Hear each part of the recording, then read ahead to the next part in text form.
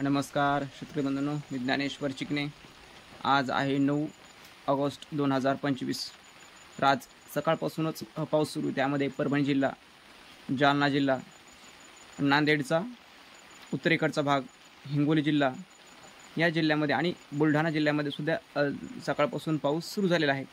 आणि उर्वरित भागामध्ये बऱ्याच ठिकाणी आज सकाळपासून पाऊस पण सुरू आहे आणि काही भागामध्ये ढगाळ वातावरण, फुल ढग सुद्धा आलेले आहेत। या दरम्यान म्हणजे आता हे पाऊस सुरू आहे ते केव्हा उघडणार आणि जिथे पाऊस सध्या नाही, सध्या ॲक्च्युअल ह्या टायमाला पाऊस नाही, तिथे पाऊस पडणार का, जे की आपला अंदाज असा आहे। त्यामध्ये आज सध्या जर पाऊस सुरू आहे, त्यामध्ये आता जिल्हे सांगितले, त्यामध्ये परभणी, नांदेड, हिंगोली, बुलढाण्याचा दक्षिणेकडचा भाग, या भागामध्ये जे पाहिजे तर सध्या पाऊस सुरू आहे। रिमझिम पद्धतीचा पाऊस सुरू, तर काही ठिकाणी एखादं म्हणजे सड्या जोरात सरीचा सुद्धा पाऊस सुरू असेल, की जे त्यामध्ये सेनगाव हे हिंगोलीचे जे तालुके आहेत त्यामध्ये जिंतूर या भागामध्ये थोड्याफार प्रमाणामध्ये जास्त झाला असेल किंवा जास्त सुरू असेल पाऊस।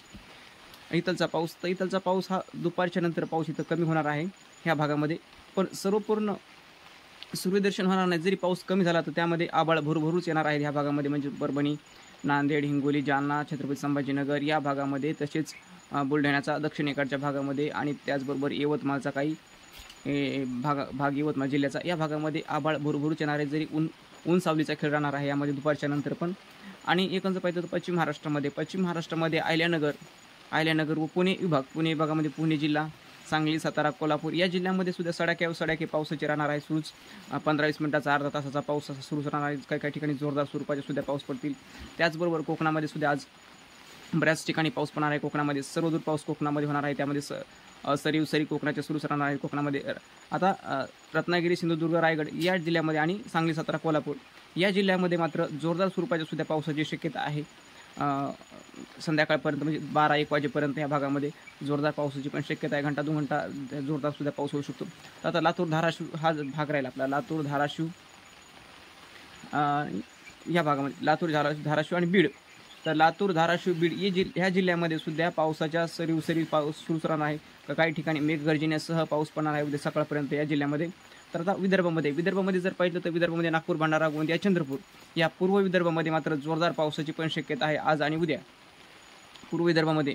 त्याचबरोबर आता अमरावती विभागामध्ये अमरावती, अकोला, वाशिम, बुलढाणा आणि यवतमाळ या जिल्ह्यामध्ये जर पाहिलं तर आपण फक्त अमरावती आणि बुलढाण्याचा जो उत्तरेकडचा भाग आहे आणि ह्या भागामध्ये मात्र पाऊस थोडाफार कमी राहील, पण जो दक्षिणेकडचा भाग आहे यवतमाळ जिल्हा, त्याचबरोबर बुलढाण्याचा दक्षिणेकडचा भाग, वाशिम या जिल्ह्यामध्ये मात्र पाऊस जोरदार स्वरूपाच्या सुद्धा पडण्याची शक्यता आहे उद्यापर्यंत।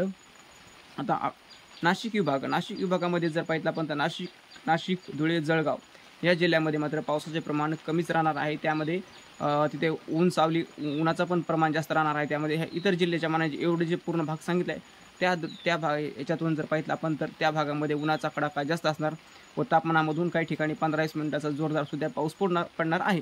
पण एकंदर जर पाहिजे तिथं तापमान वाढ आहे आणि इकडच्या भागामध्ये जे संपूर्ण विभाग सांगितले आहेत, नाशिक विभाग सोडून त्यामध्ये 3-4 जिल्हे नाशिक विभागाचे हे जिल्हे सोडून त्या धुळे, जळगाव, नंदुरबार या जिल्ह्यामध्ये मात्र टेम्परेचर जास्त राहणार आहे आणि तिथलचा पाऊसमान सुद्धा कमी राहणार आहे। इकडे जर पाहिलं तर पुणे विभाग, मराठवाडा विभाग, त्याचबरोबर विदर्भ, नागपूर ह्या विभागामध्ये मात्र पाऊसासारखे सुरूच राहतील उद्यापर्यंत झाला आपला अंदाज हा। तर माऊली चिकणे हा अंदाज यूट्यूब चॅनलला तुम्ही सबस्क्राईब केले नसेल तर सबस्क्राईब करा, लाईक करा, शेअर करा। धन्यवाद।